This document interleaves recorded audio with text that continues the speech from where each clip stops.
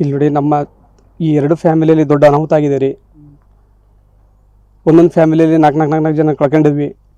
ಇಲ್ಲಿ ನೋಡಿ, ಸುಮಾರು 200-300 ಕಿಲೋಮೀಟರ್ ದೂರದಿಂದ ನಾವು ಬಂದರೂ ಸಹಿತ, ದುಡಿಯೋಕ್ಕೆ ಬಂದರೂ ಸಹಿತ ಸರ್ಕಾರ ಯಾವುದೇ ಥರದ ನಮಗೇನೋ ಸೌಕರ್ಯಗಳನ್ನು ಏನೂ ಕಲ್ಪಿಸಿಲ್ಲ. ಯಾಕಂದರೆ ಆ ಸರ್ಕಾರ ಏನಾರು ಮೂಲ ಸೌಕರ್ಯ ನಮಗೇನಾರು ಕಲ್ಪಿಸಿದ್ರೆ ಇವತ್ತು ಇಂಥ ದುರಂತ ಆಗ್ತಿದ್ದಿಲ್ಲ, ಆ ಊರು ಬಿಟ್ಟು ನಮಗೆ ಬರ್ತಿದ್ದಿಲ್ಲ ಇಲ್ಲಿಗೂ. ಹಾಗಾಗಿ ಸರ್ಕಾರ ಏನಾದರೂ ಒಂದು ಸ್ಪಂದನೆ ಕೊಟ್ಟು ಈ ಮೃತರ ಒಂದು ನಮ್ಮ ಫ್ಯಾಮಿಲಿಗಳಿಗೆ ಏನೋ ಒಂದು ಸಹಾಯ ಮಾಡ್ಬೇಕಂತೇಳಿ ಮನವಿ ಮಾಡ್ತಾ ಇದೀವಿ. ಈ ಮೂಲಕ ಮನವಿ ಮಾಡ್ತಾ ಇದೀವಿ. ಭಾಗದ ಜನಪ್ರತಿನಿಧಿಗಳು ಅಲ್ಲಿ ಏನಾದರೂ ಭೇಟಿ ಕೊಡೋದು ಮಾಡಿದಾರ? ನಮ್ಮ ಭಾಗದ ಜನಪ್ರತಿನಿಧಿಗಳು ಯಾರು ಬಂದಿಲ್ಲ ಸರ್ ನಮಗೆ. ಈಗ ನಾವು ಇಲ್ಲಿ ಬಂದು ಈಗ ನಾವು 4 ದಿನ ಆಯ್ತು ಸರ್ ಹಾಸ್ಪಿಟ್ಲಲ್ಲಿ ನಮ್ಮ ಸೊಸೆ ಜೊತೆ ಇರೋದು. ಯಾರು ಬಂದು ನಮಗೆ ಹೇಗಿದೆ ಎಂಥದಿದೆ ಅಂತೇಳಿ ಯಾರು ಬಂದು ಮಾತಾಡಿಸಿಲ್ಲ, ಯಾರು ಬಂದು ಫೋನ್ ಮಾಡಿಲ್ಲ. ನಮ್ಮ ಮನೆ ಹತ್ರನೂ ಬಂದಿಲ್ಲ ಸರ್. ಮಗು ಕಳ್ಕೊಂಡ್ರೆ ಸಹಿತ ನಮ್ಮ ಮನೆ ಹತ್ರ ಯಾರು ಬಂದಿಲ್ಲ. ಅಂದ್ರೆ ಈಗ ಸಹಜವಾಗಿ ಎಲ್ಲೋ ಏನೋ ದುರಂತ ಆದಾಗ ಪರಿಹಾರ ಘೋಷಣೆ ಮಾಡ್ತಾರ, ನಿಮಗೇನು ಇದುವರೆಗೇನು?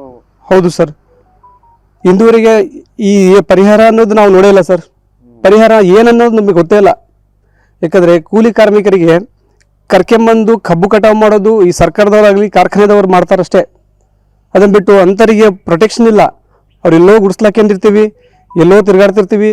ಅದಕ್ಕೆ ಯಾರು ನಾವೇ ಹೊಡೆ ಮಾಡ್ಕೋಬೇಕೇನು ಸರ್? ಅವ್ರಿಗೇನು ಕಬ್ಬು ಕಟಾವು ಮಾಡಿ ಕೊಟ್ಟರೆ ಸಾಕು, ಎಲ್ಲೋ ಇದ್ದು ಏನೋ ಮಾಡೋರು. ಯಾರಿಗೂ ಏನು ಪ್ರೊಟೆಕ್ಷನ್ ಇಲ್ಲ ಸರ್ ಇಲ್ಲಿ. ಸರ್ಕಾರ ಮುಂದೆ ಏನಾದ್ರೆ ಇದಕ್ಕೇನೋ ಎಚ್ಚೆತ್ಕೊಂಡು ಸ್ವಲ್ಪ ಬಂಜಾರ ಸಮುದಾಯಕ್ಕೆ ಏನಾದ್ರೆ ಗೂಳೆ ಹೋಗೋದನ್ನು ತಪ್ಪಿಸಿದ್ರೆ ಅನುಕೂಲ ಆಗುತ್ತೆ ಅನ್ನೋದು ನಮ್ದೊಂದು ಸರ್. ಅದ್ರ ಜೊತೆ ಈಗ ಇವರು ಮೃತರ ಕುಟುಂಬಕ್ಕೆ ಒಂದು ಪರಿಹಾರ ಕೊಡುವಂತ ಕೆಲಸ ಆಗಬೇಕಲ್ಲ, ಅದನ್ನೇ ಮೃತರ ನೋಡಿ ಸರ್. ಈಗ 2 ಕುಟುಂಬದವರಿಗೆ, ನಮ್ಮದು 2 ಕುಟುಂಬ ಇದೆ ಸರ್. 2 ಕುಟುಂಬದವರಿಗೆ ಈಗ ಜನರುಗಳನ್ನ ಕಳ್ಕೊಂಡು ನಾವು ಫ್ಯಾಮಿಲಿ ಮೆಂಬರ್ಸ್ನ ಕಳ್ಕೊಂಡಿವಿ. ನಮಗೂ ಸ್ವಲ್ಪ ಏನಾರ ಸಹಾಯ ಮಾಡಿ ಕೇಳ್ಕೊತ ಇದೀವಿ ಸರ್. ಯಾಕಂದರೆ ದುಡಿಯೋರು ಈ ಥರ ಆದರೆ ಈಗ ಮನೇಲಿ ಹಿರಿಯರು ಇರ್ತಾರೆ, ಚಿಕ್ಕ ಮಕ್ಕಳು ಇರ್ತಾರೆ ಸರ್. ಯಾರು ದುಡಿತಾರೆ, ಯಾರು ದುಡ್ದು ಹಾಕ್ತಾರೆ ಸರ್? ಸರ್ಕಾರದವ್ರು ಸ್ವಲ್ಪ ಇದರ ಬಗ್ಗೆ ಸ್ವಲ್ಪ ಗಮನ ಹರಿಸ್ಬೇಕು ಸರ್. ಗೂಳಿ ಹೋಗೋದನ್ನು ತಪ್ಪಿಸ್ಬೇಕು. ಪ್ರತಿ ವರ್ಷ ಇದರಂಗೆ ಘಟನೆಗಳು ನಮ್ಮ ಬಂಜಾರ ಸಮುದಾಯದಲ್ಲಿ ನಡೀತಿರ್ತದೆ ಸರ್. ಯಾವುದು ಕ್ಲೈಮ್ ಆಗಲ್ಲ ಸರ್. ಇಂದುವರೆಗೆ ನಾನು ನೋಡಿಲ್ಲ ಸರ್. ಇಂಥ ಬೇಜಾರು ಘಟನೆ ಆಗಿಬಿಟ್ಟವೆ. ಯಾವುದು ಇವತ್ತಿನವರೆಗೆ ಕ್ಲೈಮ್ ಆಗಿರೋ ಒಂದು ಹಿಸ್ಟ್ರಿನೇ ಇಲ್ಲ. ಇವತ್ತು ನಾವು ಫ್ಯಾಕ್ಟ್ರಿಗೆ ಹೋದ್ವಿ ಸರ್. ನಿನ್ನೆ ಶುಕ್ರವಾರ ಬಂದ್ರಿ ಸರ್, ಮಾತಾಡೋಣ, ಸಾಹೇಬ್ರಿಲ್ಲ ಅವರಿಲ್ಲ ಅಂತೇಳಿ ನಮಗೆ ಸಾಂತ್ವನ ಹೇಳಿಬಿಟ್ಟು ಕಳಿಸ್ಬಿಟ್ರು. ನಾಳೆ ಶುಕ್ರವಾರ ಹೋದ್ರೆ ಮತ್ತೆ ನಮಗೆ ಮುಂದೆ ಕಳಿಸ್ತಾರೆ ಸರ್. ಆಮೇಲೆ ಇವು ಕ್ಲೈಮ್ ಆಗೋದು ನೋಡಿ ಸರ್. ಈಗ ನಾವೇನೋ ಟ್ರ್ಯಾಕ್ಟರ್ ಮೇಲೆ ಕ್ಲೈಮ್ ಮಾಡ್ತೀವಿ ಅಂತ ಹೇಳ್ತಿದ್ದಾರೆ.